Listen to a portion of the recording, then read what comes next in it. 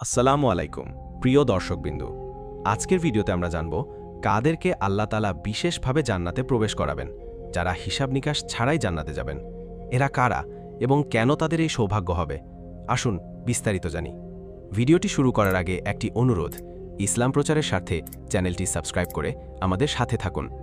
আমরা সবাই জানি কিয়ামতের ময়দানে মানুষকে তাদের আমলের হিসাব নিকাশ দিতে হবে, কিন্তু রাসূল সাল্লাল্লাহু আলাইহি ওয়াসাল্লাম আমাদের এমন কিছু সৌভাগ্যবান ব্যক্তির কথা জানিয়েছেন যারা বিনা হিসাবে জান্নাতে প্রবেশ করবেন। রাসূলুল্লাহ সাল্লাল্লাহু আলাইহি ওয়াসাল্লাম বলেছেন, আমার উম্মতের মধ্য থেকে ৭০,০০০ জন বিনা হিসাবে জান্নাতে প্রবেশ করবে। সহিহ বুখারী ৬,৪৭২। হাদিসে এসেছে, এরা এমন কিছু গুণাবলী সম্পন্ন মানুষ: ১. যারা রুকিয়া বা ঝাড়ফুঁক করে না।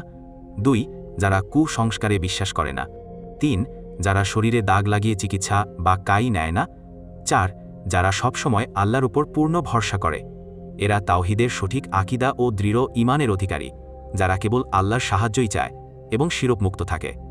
রাসূল সাল্লাল্লাহু আলাইহি ওয়াসাল্লাম যে ঝাড়ফুঁক এবং কাই বর্জন করতে বলেছেন তা শিরক ও কুসংস্কারের সঙ্গে সম্পর্কিত। ঝাড়ফুঁক মানে কোনো মন্ত্রতন্ত্র দিয়ে জিন বা অন্য কিছুর সাহায্য চাওয়া। কাই করা মানে আগুন দিয়ে চিকিৎসা করা, যা সাধারণত কুসংস্কার হিসাবে ব্যবহৃত হতো।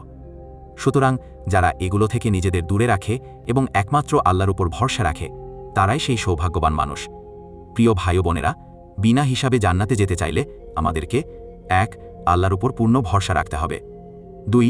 কোনো শিরক, কুসংস্কার ও মন্ত্রতন্ত্র থেকে দূরে থাকতে হবে। ৩. কুরআন ও সহিহ হাদিসের আলোকে আমল করতে হবে। ৪. সর্বদা তাওহীদের মজবুত আকীদা লালন করতে হবে। তবেই আল্লাহর রহমতে আমরা এই বিশেষ মর্যাদার অন্তর্ভুক্ত হতে পারব, ইনশাআল্লাহ। দোস্ত, যারা বিনা হিসাবে জান্নাতে যাবে তাদের তালিকায় যেন আমাদের নামও থাকে, সেই দোয়া করি। আল্লাহ আমাদের তাওহীদ ও ঈমানকে মজবুত করুন। আমিন।